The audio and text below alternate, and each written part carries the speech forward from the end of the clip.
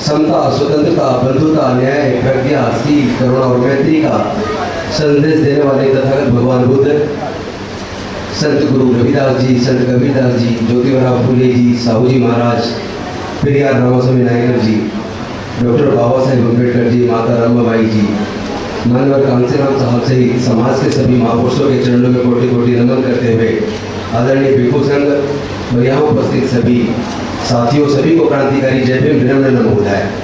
अपनी बात रखने से पहले मैं चाहता हूँ मुझे केसिंग जी बता दिया जाए मेरा टाइम कितना है, क्योंकि मैं जानता हूँ कि यहाँ बच्चे बुलाए हुए जिन्होंने अच्छे नंबर लिए, आपने उनको अवार्ड देना है, प्रोत्साहित करना है।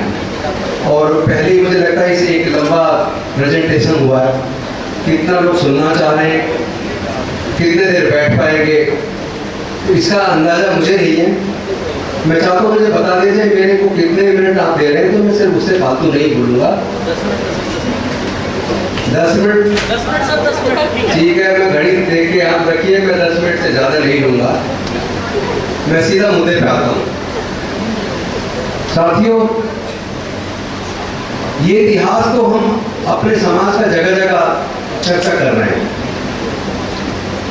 कि किस तरह हजारों साल की गुलामी डॉक्टर बाबा साहेब अम्बेडकर ने तोड़ी, अपने छोटे छोटे 4 बच्चों को गंवाया, जवानी में अपनी पत्नी माता रमाबाई को गंवाया, अपना पूरा जीवन जलाकर हमारे जीवन में रोशनी पैदा की। आज मैं उस पूरे प्रकरण पर इतिहास पे चर्चा नहीं करूंगा, क्योंकि वो जगह जगह मंचों के माध्यम से आप सुनते रहते हैं। लेकिन मैं आज आपका ध्यान जो आज हो रहा है, मैं आपका ध्यान उस पर केंद्रित करना चाहता हूं। आप सब जानते हैं कि आज अगर मैं एक एमएलए बना, एक वकील बना, एक मंत्री बना, अगर डॉक्टर बाबा साहेब अम्बेडकर हमारे पढ़ने के रास्ते ना खोलते, एजुकेशनल इंस्टीट्यूशन में रिजर्वेशन की व्यवस्था ना करते, राजनीति के अंदर पॉलिटिकल रिप्रेजेंटेशन ना दिलवाते, तो ना मैं पढ़ पाता, ना मैं वकील बन पाता, ना मैं एमएलए बन पाता, ना मैं मंत्री बन पाता। तो मैं जो भी कुछ बन पाया वो केवल और केवल डॉक्टर बाबा साहेब अम्बेडकर की कुर्बानी की वजह से बन पाया। यही बात यहाँ बैठे हुए 99% लोग अपने लिए कह सकते हैं, क्योंकि आपके यहाँ बहुत सारे डॉक्टर बैठे हैं। अगर रिजर्वेशन की व्यवस्था ना होती तो आप में से किसी का मेडिकल में एडमिशन नहीं होना था, समझ लीजिए। बहुत सारे ऑफिसर बैठे, वकील बैठे हैं, अगर बाबा साहब पढ़ने के रास्ते ना खोलते, वकील बनना तो दूर की बात है, स्कूल का दरवाजे में आप घुस नहीं सकते थे। तो हम लोग जितने भी यहाँ हैं, हमारे घर में जितनी भी खुशहाली आई है, वो खुशहाली केवल हमारी अपनी मेहनत से नहीं है, तो उस खुशहाली को लाने में किसी की कुर्बानी नहीं है। लेकिन क्या इस बात का एहसास हमारे लोगों को है? हमारे लोग इसका एहसास नहीं करते। यही सबसे ज्यादा पीड़ा की बात है।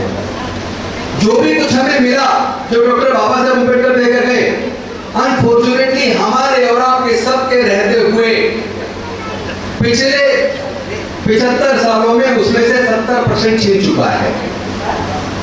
हम कितनी खुशहाली की बात करें, कितनी कहने हमने तरक्की कर ली है, लेकिन मेरा अपना स्टडी और मेरा सर्वे ये बताता है कि अनुसूचित जाति जनजाति के 99% लोग, उनकी आर्थिक स्थिति ऐसी है कि आज अगर उनका बच्चा किसी तरीके से कर्ज लेकर, कोचिंग लेकर इंजीनियरिंग में सेलेक्ट हो जाए, मेडिकल में सेलेक्ट हो जाए, लॉ में सेलेक्ट हो जाए, तो सेलेक्ट होने के बाद जो एडमिशन के लिए उसे 2.5 लाख रुपया 1 साल की फीस देनी है। हॉस्टल के खर्चे की बात नहीं कर रहा हूँ, खाने के खर्चे की बात नहीं कर रहा हूँ, किताबों के खर्चे की बात नहीं कर रहा हूँ, केवल एडमिशन लेते वक्त 1 साल के कोर्स की फीस जो 2.5 लाख रुपया जमा करनी है, SC, ST अति पिछड़े वर्ग के 99% लोग ऐसी आर्थिक स्थिति में नहीं है कि वो 2.5 लाख रुपया जमा कर सके। इंजीनियरिंग का कोर्स 4 साल, लॉ का कोर्स 5 साल, और उस 5 साल के और 4 साल के कोर्स का खर्च 12 से 15 लाख, जिसके पूरे परिवार की इनकम SC, ST अति पिछड़े वर्ग और माइनॉरिटी का भी 90%, उनके पूरे परिवार की इनकम मुश्किल से 10 से 20 हजार के बीच है, 99% की। तो जिसके पूरे परिवार की इनकम 10 से 20 हजार रुपए के बीच हो, ईमानदारी से बताइए आप लोग, क्या वो 12 से 15 लाख रुपए का डिग्री कोर्स कराने का अपने बच्चे का खर्चा उठा सकता है क्या? नहीं उठा पाएगा ना, क्या उठा लेगा? यानी कि एक साजिश के तहत न्यू एजुकेशन पॉलिसी इंट्रोड्यूस की गई। न्यू एजुकेशन पॉलिसी में यूनिवर्सिटीज को 3 कैटेगरी में बांट दिया। एक कैटेगरी यूनिवर्सिटी को में बच्चा जो एडमिट होगा उसको 100% खर्चा खुद उठाना पड़ेगा। बी ग्रेड यूनिवर्सिटी में 75% खर्चा बच्चे को खुद उठाना पड़ेगा। यानी अगर आपके बच्चे का ए ग्रेड या बी ग्रेड यूनिवर्सिटी में नंबर आता है, अब मैं इंजीनियरिंग मेडिकल की और मैनेजमेंट की बात नहीं कर रहा हूँ, मैं बाकी कोर्स की बात कर रहा हूँ। ए ग्रेड और बी ग्रेड यूनिवर्सिटी में 1 साल की पढ़ाई का खर्चा 1.5 लाख से 75,000 के बीच होगा 1 साल का। तो आपका 3 साल का कोर्स और 4 साल का कोर्स आपके बच्चे कर पाएंगे भविष्य में, इसके लेके मेरे मन में चिंता है। मैं पूछना चाहता हूँ हमारे देश के सारे मंत्रीगण, हमारे सांसद, विधायक वो क्या कर रहे थे जब न्यू एजुकेशन पॉलिसी बनी? उन्होंने इस न्यू एजुकेशन पॉलिसी का विरोध क्यों नहीं किया? मैं एक बात साफ कर दूं, जो भी कुछ हमारे जीवन में खुशहाली आई है वो पढ़ने की वजह से आई है, रिजर्वेशन की वजह से आई है। इन्होंने पढ़ाई महंगी करके हमारे लोगों से पढ़ाई छीन ली है, और केवल हायर एजुकेशन ही छीना, स्कूल एजुकेशन में भी आप देख लें तो पूरे देश के सरकारी स्कूलों की स्थिति इतनी खराब है, वहां पे पर्याप्त मात्रा में टीचर की पढ़ाई का माहौल नहीं है। हर आदमी चाहता है कि मेरे पास पैसा तो बच्चों को प्राइवेट स्कूल में पढ़ा दूं। प्राइवेट स्कूल में मध्यम दर्जे के प्राइवेट स्कूल में एक बच्चे की 1 साल की फीस का खर्चा, 1 महीने की फीस का खर्चा, ट्यूशन का खर्चा, ट्रांसपोर्ट का खर्चा, ये सारे जोड़ ले जाए तो 8 से 10,000 रुपए महीना एक बच्चे की पढ़ाई का महीने का खर्चा है। और यहाँ जितने लोग बैठे ज्यादातर के बच्चे प्राइवेट स्कूलों में पढ़ रहे हैं और वो अपनी जेब से हर महीने इतना पैसा देते होंगे, लेकिन 1% लोग तो अपने बच्चों को पढ़ा लेंगे, क्या बाकी के 99% अपने बच्चों को पढ़ा पाएंगे? मेरे पिताजी कभी गांव से निकल के यहाँ तक आए, दिल्ली तक आए, लेकिन गांव से क्या अब भविष्य में हमारे लोग आ पाएंगे क्या? उनके तो बच्चे पढ़ ही नहीं पा रहे, उनके बच्चों का कोई भविष्य नहीं है। यानी जो बाबा साहब ने रिजर्वेशन दिया वो इन्होंने सारे सरकारी संस्थानों को प्राइवेटाइज करके आपका रिजर्वेशन छीन लिया और एजुकेशन को महंगा करके आपके बच्चों से एजुकेशन छीन ली। तो फिर हमारे पास बचा क्या है? और ऊपर से ये हिंदू राष्ट्र। अब हिंदू राष्ट्र होता कैसा है इसकी तस्वीर आपके सामने है। हिंदू राष्ट्र में मनुस्मृति लागू होगी, क्योंकि अभी तक तो बाबा साहब के संविधान से देश चल रहा है, लेकिन जब हिंदू राष्ट्र बनेगा तो उसमें बाबा साहब के संविधान से देश नहीं चलेगा, मनुस्मृति से देश चलेगा। और मनुस्मृति में देश के अनुसूचित जाति, जनजाति, पिछड़े वर्ग के लोग वो शूद्र में या अछूत में आते हैं। ना उन्हें पढ़ने का अधिकार है, ना व्यापार का अधिकार है, ना संपत्ति का अधिकार है। यानी आप जहां से चले थे वापस आप वही जाने वाले हैं। पूछोते रहो घर बैठ के मैंने बिल्डिंग बना ली, फ्लैट खरीद लिया, मुट्ठी खरीदी, सब यही रखा रह जाना है, कुछ नहीं बचने वाला। या तो खड़े हो जाओ इस लड़ाई को लड़ने के लिए। मणिपुर की घटना संसार करने वाले आपने देखी होगी, देख के ही मतलब मन रोता है कि क्या ये वही भारत है जिसमें हम रहते हैं, जिस भारत को कभी सहिष्णु राष्ट्र कहा करते थे? क्या ये कोई बुद्ध का देश है? कल उनका भी वीडियो आ रहा था नीता अंबानी का, वो किसी विदेश में गई और वहां पे वो बुद्धन शरण छामी कहती है और कहती है I have come here from the land of Buddha. Buddha के देश, ये बुद्ध का देश ऐसा रह गया क्या जहाँ खुले हम मतलब महिलाओं को निर्वस्त्र करके परेड करके जो उनके साथ किया गया, वो तो सोच के भी मन दुखता है। और हमारी बहन बेटियों के साथ तो रोज होता आ रहा है हजारों साल से। फर्क सिर्फ इतना उसकी वीडियो नहीं बनती थी, समाचार पत्र में आता नहीं था, हमारी सूचना में आता नहीं था। धीरे धीरे इस तरह की घटनाएं सार्वजनिक होने लगी, हमारे सामने आने लगी है। और इससे सबसे ज्यादा दुखद बात यह है कि जिस वक्त हमारा सब कुछ छीन रहा था उस वक्त हमारे अधिकारी भी थे, हमारे कर्मचारी भी थे, हमारे मंत्री भी थे, हमारे सांसद भी थे, हमारे विधायक भी थे। धीरे धीरे हमारे लोगों का गला कटता रहा और हमारे नेतागण अफसरान सब चुप बैठे रहे। और आज स्थिति ऐसी है कि आपसे पढ़ाई भी गई, आपसे नौकरी भी गई, और ठेकेदारी प्रथा में ठेकेदार 10,000 रुपये आपको देता, 6,000 आपके खा जाता है। यानी आपका भविष्य खतरे में है।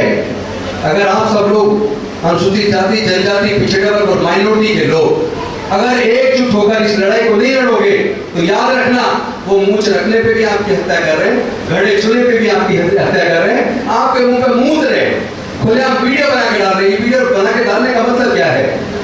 यानी इसका मतलब वो हमारे देश के SC ST OBC माइनॉरिटी को डराना चाहते हैं। और उस पर जब प्रधानमंत्री जी की चुप्पी, गृह मंत्री जी की चुप्पी, देश के सारे नेताओं की चुप्पी ये सवाल पैदा करती है, तो वो तो बोलेंगे नहीं। मैं आप सबसे पूछना चाहता हूँ, आप भी इस लड़ाई को लड़ने को तैयार हो या नहीं हो? अगर तैयार नहीं हो तो याद रखना, मेरे सब को नोट कर लेना, ज्यादा नहीं 20-25 साल के अंदर आपके आने वाले बच्चे गुलाम हो जाएंगे।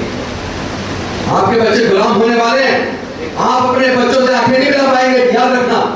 आप शर्मिंदा होंगे, क्योंकि आपके बच्चे आपसे पूछेंगे पहले तो बाबा सब कुछ देकर गए, आप कहाँ थे जब सब कुछ छिन रहा था? आप ही के सामने सब कुछ छिन गया, हम गुलाम हो गए। इससे तो अच्छा था आप हमें पैदा ही ना करते। आप अपने बच्चों से नजरें नहीं मिला पाएंगे।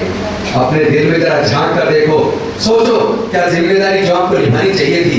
जब डॉक्टर बाबा साहब अम्बेडकर उम्मीद करते थे कि मेरे पढ़े लिखे लोग, मेरे समाज के वकील, डॉक्टर, इंजीनियर, मेरे समाज के नेतागण वो समाज की इस लड़ाई को लड़ेंगे। मैंने तो अपने 4 बच्चे और पत्नी को गंवाकर अपने जीवन को जलाकर आपके जीवन को प्रकाश किया, लेकिन आपने से जो मैंने दिया वो भी छिनवा दिया। लानत है हमारे लोगों के ऊपर, लानत है हमारे नेताओं के ऊपर।